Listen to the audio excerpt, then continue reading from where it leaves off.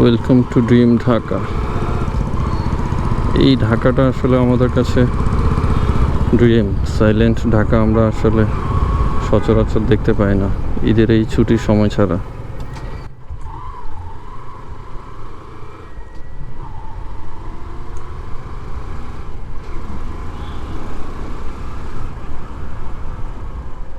ঢাকা শহর আয়তনে প্রায় 360 বর্গ কিলোমিটার, যেখানে হচ্ছে শহরের মূল প্রশাসনিক সীমা গণ্য হয় আর কি। এখানে হচ্ছে আপনার 2022-এর সমীক্ষা অনুযায়ী হচ্ছে 1,23,000-এর মতো মানুষ বসবাস করে।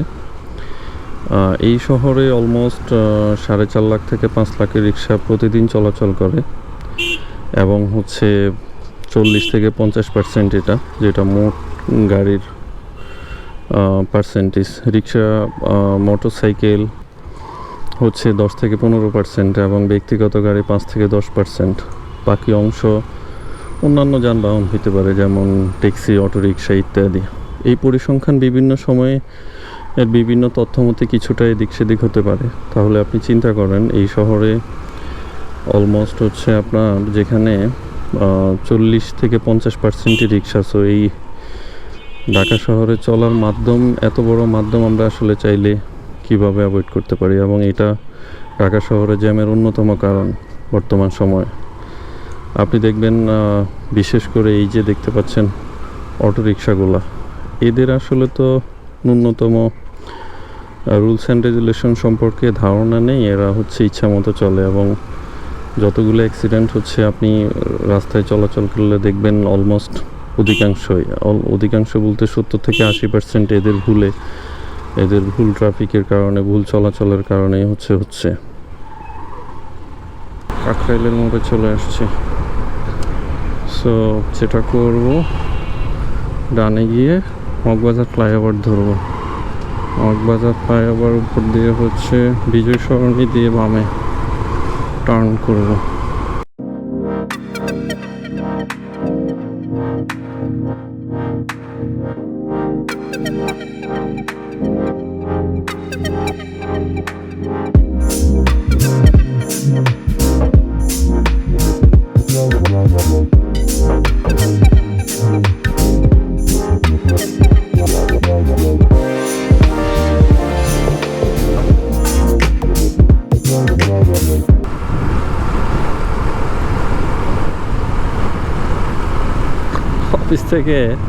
হেড অফিস থেকে মাঝে মধ্যে রাতে সন্ধ্যার পরে মিটিং শেষ করে বাসায় যেতে এখান থেকে জ্যাম লেগে যায় পুরোটা। সো এখান থেকে বিজয় সরণি মোড়ে যাইতে হচ্ছে 2-3টা সিগন্যাল পড়তো। আর এখন এই ফাঁকা দেখে মন খারাপই হচ্ছে যে কত সময় এই জায়গায় ব্যয় করছে, আর এখন ফাঁকা। ভাবা যায়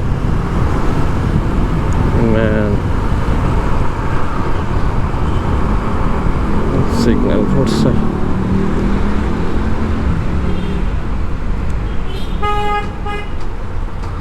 সিগন্যালগুলো খুব ছোট হবে, এদিক থেকে 1 মিনিট, এদিক থেকে 1 মিনিট করে ছাড়লে হচ্ছে এখন।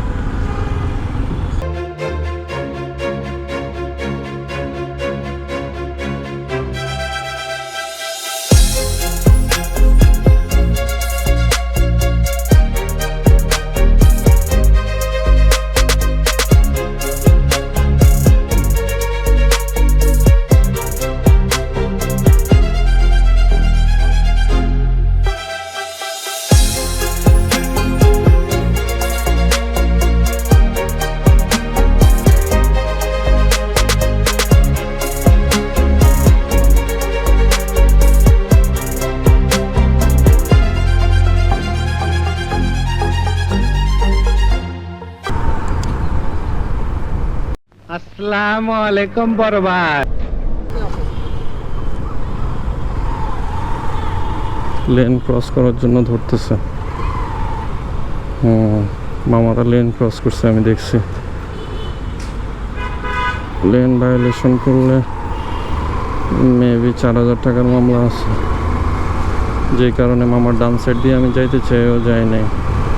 আমাকে আমি আপার ডিপার দিছিলাম, মামা আমাকে জায়গা না দিয়ে নিজে ডান সাইডে চলে গেছে লেন ক্রস করে, ভায়োলেশন করে।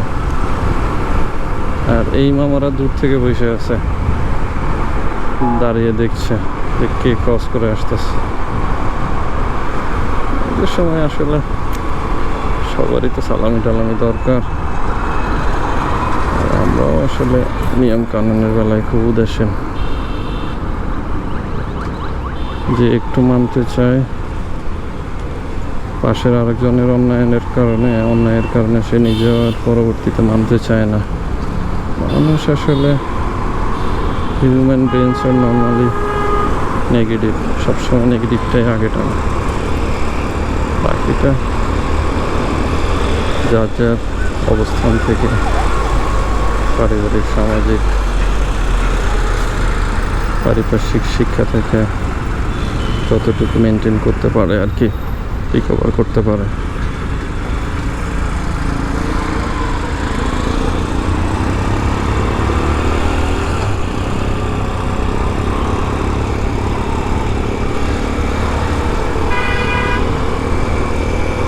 সব মানুষ নিয়ে জিনিস এখানে একটু দাঁড়ায়, আমার যায়